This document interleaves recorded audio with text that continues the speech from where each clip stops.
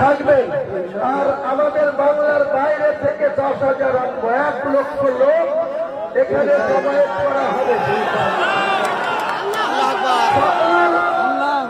সকাল 10টা থেকে শুরু হবে, দুপুরে 2 ঘন্টা বা 3 ঘন্টা লাঞ্চ ব্রেক করা হবে।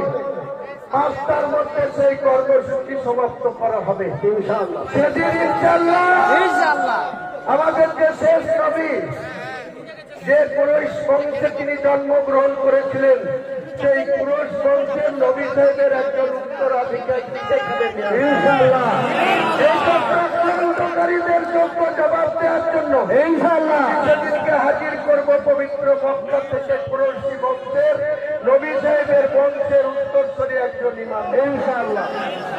কালকেই কথা হয়েছে।